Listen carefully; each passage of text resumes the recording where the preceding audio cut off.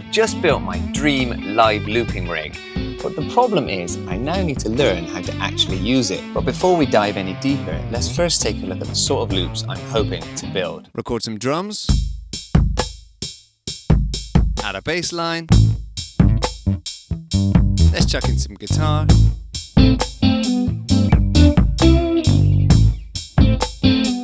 chuck in some vocals, chuck in some synth, trigger a little pause, and then chuck in a guitar solo.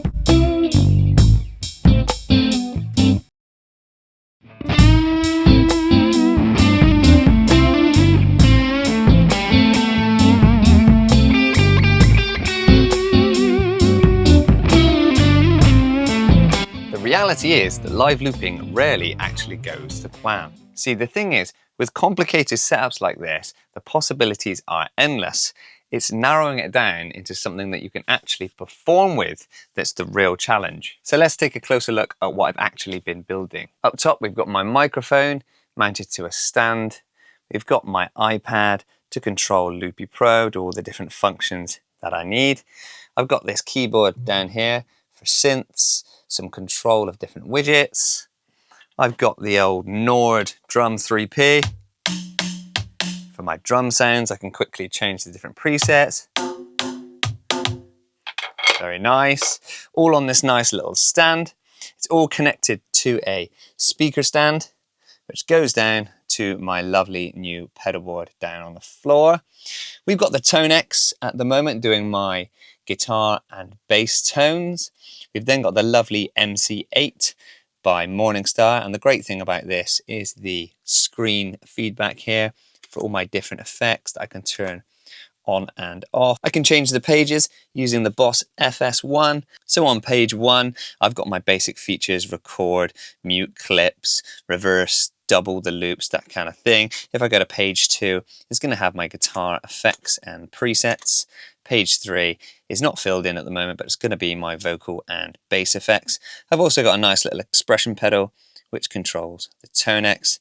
The MC8 also controls the toneX and all the effects on board. We've got the Babyface Pro FS as my rock solid audio interface, and this is the instrument switcher, and this is very cool. I've just done a video on this. This is the Morningstar ML5 that automatically selects my instrument based on the instrument that I select on screen. So if I want to, I can just grab my electric guitar, select guitar on the widget, and it automatically selects it on the ML5. Time for some bass. Select the bass loop, and now we have changed input source on the ML5. One other really cool feature that I like about this rig is the fact that I've used a speaker pole mount thread. It's a plate which I've bolted to the pedal board. That allows me just to use a speaker pole which is connected to a little custom table I made, and everything is all in one nice, easy little package to use. No extra mic stands, very small footprint.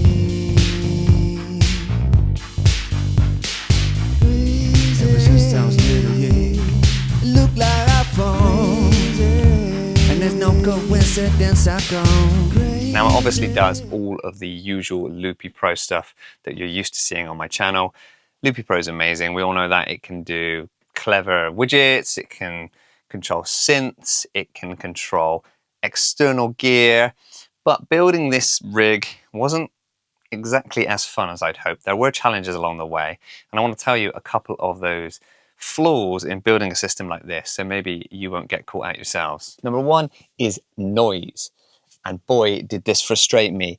The sound of ground loops from different sources was driving me mad. It sort of led me down a bit of a rabbit hole. I started with the MC8 Pro, and once I plugged it in, it was working well, but I had this high-pitched whining noise. Now it turns out that when you start mixing audio pedals with USB devices, you've got to be careful. The two can start to cause some noise. So the noise from the screens on the MC8 Pro was finding its way into my audio source is. So a solution I found was to use a isolated power supply. Sounds relatively obvious, and if you're used to building pedal boards, then you've probably used an isolated power supply, but it was another expense. I thought that I'd solved it, but then there was this high-pitched whining sound which I couldn't quite get rid of, and it turns out if you have the MC8's screens on at 80%, then it introduces this kind of, I believe it's pulse width modulation. That's probably wrong. Let me know in the comments. But the screens, if I put them at full brightness, that high pitch frequency went away. But in its default state, which was 80%, I was getting this horrible digital whine. So then you think, brilliant, I've solved it. We're good to go. No more noise. But I still had this kind of ground loop humming, whining noise. It was obviously evident because in one of my previous videos, somebody asked if I had a hairdryer on in the background, not something you really want. And a solution I found in the end was to use a DI box just before it goes into the audio interface and use the ground lift. And thankfully that cured all my noise problems. But I got to admit, I spent many hours and more money on custom cables, power supplies than I was hoping for. Something you need to think about as to whether it's even worth going kind of out of the box, mixing hardware pedals with the likes of Loopy Pro. The next thing that drove me mad was trying to get the Nord Drum 3P to sync via MIDI to Loopy Pro. The idea I've got here is that on the Nord Drum, I can record a drum beat into Loopy Pro, use the quantize features, send it back into the Nord Drum via MIDI, and sequence it. I can change presets and all of that lovely stuff. And that used to work fine when I had MIDI going through my Babyface Pro. I thought the MC8 Pro would be able to handle MIDI going through it, and then when I changed presets on the MC8, it wouldn't delay, but it was causing this lag, this glitch on playback. A bit frustrating again. I spent hours looking into it. In the end, I just made the decision I'm just going to put the MIDI for the Nord Drum through the Babyface so that no switching on the MC8 is going to cause any glitches, but something again to look out for. And then there's the rabbit hole that you go down. I've now got a pedal board, I've got loads of pedals. I had to spend so much more money on cables than I imagined. Just cable connectors, even if you're soldering them yourself, aren't cheap. All the noise problems. It meant that I didn't make any music for quite some time, and I've been a bit slow on making these videos as well. Having said that, I am really happy with my setup now. It's killer and I'm enjoying learning how to use it. It feels like I've got a new instrument, but it's not all perfect when you go down this road of building a digital, analog, kind of hybrid setup. I know that the toneX is digital, but you know what I mean. Hardware mixed in, different pieces of gear mixed in. It can get a little bit messy and it takes a bit of persistence, but I do think you end up with something pretty cool, pretty unique, and I'm really looking forward to sharing all of this journey with you guys, sharing the highs and the lows. I'm pretty nervous about getting back into gigging. It's been some time. I'm going to post some of my performances on here, and I'll hope to sort of break down not only the gear I'm using, how it's working, pros and cons, but also how I'm going about looping these different songs, the choices that I'm making, which things I'm going to live loop and which things I'm going to pre-record potentially. I don't know yet. But anyway, thank you so much for watching. I hope this little rig rundown has given you an idea of the direction I'm going. But I'll play you out with a little jam of Crazy that I've been working on over the last couple of days. Please subscribe and I'll see you soon. Crazy, crazy, crazy. Like me, and my heroes had a heart to lose a life out on a limb. You know, like remember was thinking, yeah, I wanna be like them, yeah.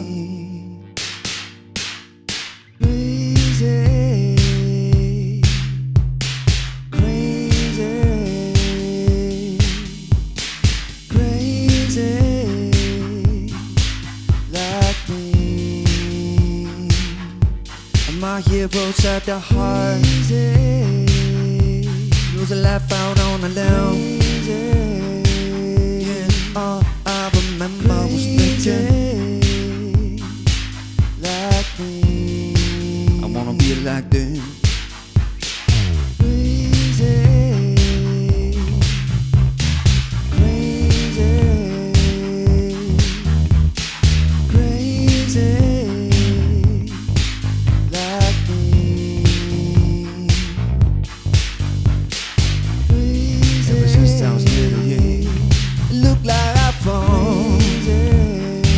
Coincidence, I go crazy about what I've done, yeah. Come on now, who do you think that you are? Bless your soul. Do you really think you're in control?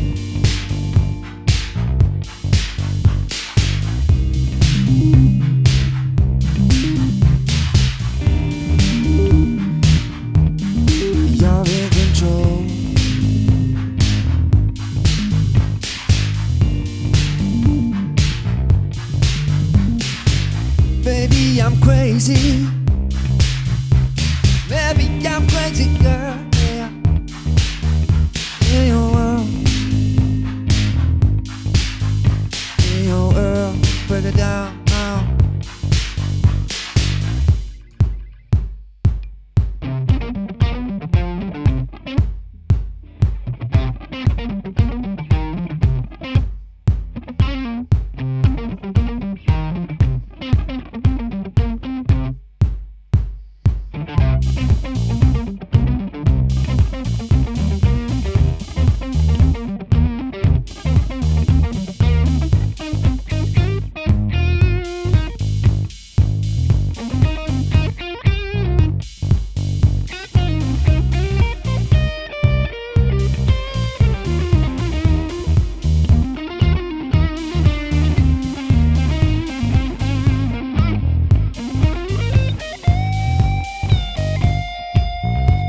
Maybe I'm crazy, girl. Maybe I'm crazy, just like me, just like me.